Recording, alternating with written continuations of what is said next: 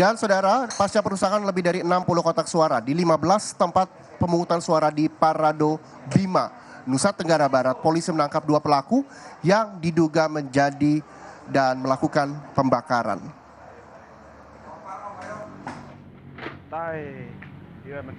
Dalam kejadian perusakan dan pembakaran di TPS, ada 102 kotak suara yang berhasil diselamatkan dan telah diamankan di kantor KPUD Kabupaten Bima.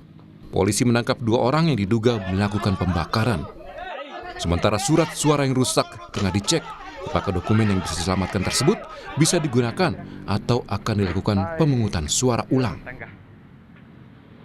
Dinamika perkembangan pemungutan suara, ya adanya peristiwa yang sudah kami dapat antisipasi dengan mengamankan 2 orang terduga pelaku. Itu yang pertama. Yang kedua, kami akan berkoordinasi dengan Bawaslu untuk melakukan penegakan hukum secara terpadu dugaan tindak pidana pemilu. Sebelumnya, sekelompok orang memaksakan perubahan jadwal perhitungan suara saat proses penghitungan berlangsung di 3 TPS. KPU dan Bawaslu tengah mempertimbangkan kemungkinan dilakukan pemungutan suara ulang atau pemungutan suara susulan di TPS yang mengalami perusakan. Nanti kami akan sampaikan keputusan dalam bentuk surat keputusan, apakah tindak lanjutnya pemilu lanjutan ataupun pemilu susulan. Saya kira juga Bawaslu punya kajian ya untuk mengkategorikan ini apakah masuk PSU atau tidak. Kalau kami lihat ini yang dilanggar bukan tata cara prosedurnya, tetapi ini murni force majeure ya, karena kondisi kedaruratan akibat kerusuhan. KPUD Kabupaten Bima merinci 17 TPS di 4 desa yang mengalami kerusakan. Fitri Rahmawati, Kompas TV Bima, Nusa Tenggara Barat. Dan bagaimana saudara perkembangan penanganan kasus perusakan TPS di Bima, Nusa Tenggara Barat? Kita sapa jurnalis Kompas TV, ada Fitri Rahmawati di sana. Fitri, dari 2 terduga pelaku pembakaran TPS di Bima, Nusa Tenggara Barat, apa perannya dan apakah nantinya akan dilakukan pemungutan suara ulang? Ya, Reja dan juga saudara, pagi ini saya dapat menyampaikan 2 hal penting terkait dengan kasus perusakan dan pembakaran logistik yang ada di Kabupaten Bima di Kecamatan Parado.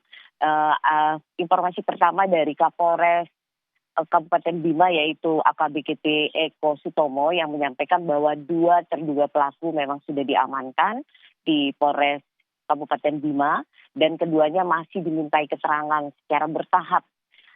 Terkait hal ini memang aparat kepolisian menduga ada keterlibatan pihak lain sehingga keterangan dari 2 orang pelaku yang berinisial AB dan JN ini sangat penting untuk menelusuri siapa saja yang terlibat dalam kasus perusakan dan pembakaran ini. Mengingat kasus ini tidak terjadi pada 1 atau 2 TPS saja, Reja, tapi terjadi pada 17 TPS yang ada di Kecamatan Parado, Kabupaten Bima ini. Dan kejadian itu terjadi secara bersamaan dan masif oleh sekelompok orang. Sehingga polisi menduga ada keterlibatan pihak lain selain 2 orang yang sudah diamankan oleh aparat kepolisian ini. Aparat kepolisian juga, Reja dan juga saudara, ini terus berkoordinasi dengan Bawaslu Kabupaten Bima dan juga KPU Kabupaten Bima, termasuk juga yang ada di Provinsi Nusa Tenggara Barat. Mereka terus melakukan rapat koordinasi untuk memastikan apakah kasus ini termasuk tindak pidana umum atau tindak pidana pemilu. Aparat kepolisian terus akan berkoordinasi untuk memastikan hal itu. Dan informasi yang juga kami peroleh dari Bawaslu Provinsi Nusa Tenggara Barat yang juga terus berkoordinasi dengan Bawaslu di Kabupaten Bima dan KPU Kabupaten Bima, mereka juga telah melakukan rapat koordinasi secara bertahap dari kejadian sampai tadi malam untuk memastikan apakah kondisi atau kejadian yang terjadi di Kecamatan Parado ini termasuk tindak pidana pemilu atau dikaitkan dengan tindak pidana umum juga. Dan Ketua Bawaslu Nusa Tenggara Barat Administratif juga menyebutkan kepada kami, memberi keterangan kepada kami bahwa ada 2 pasal yang kemungkinan akan disangkakan kepada para terduga pelaku ini, yaitu pasal 517 dan 532 tindak pidana pemilu yang masing-masing ini hukumannya bisa sampai 5 tahun dan denda 60 juta.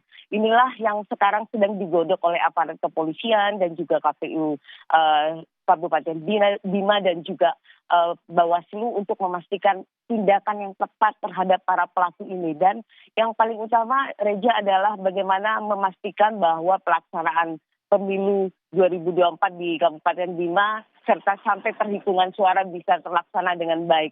Dan saat ini, Reja, saya dapat sampaikan juga kepada Anda bahwa di kantor atau di gedung KPU Kabupaten Bima telah diamankan sebanyak 102 kotak suara yang berhasil diselamatkan.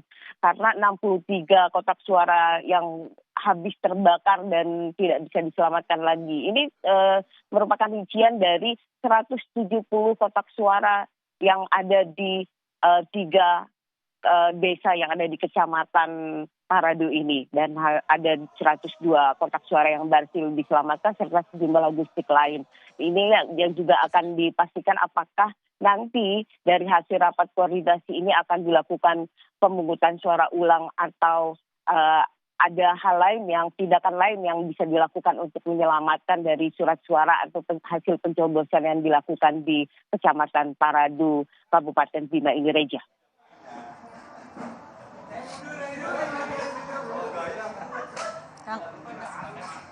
Kembali ke Reja. Baik, terima kasih Fitri Ramhawati melaporkan langsung dari Bima, Nusa Tenggara Barat.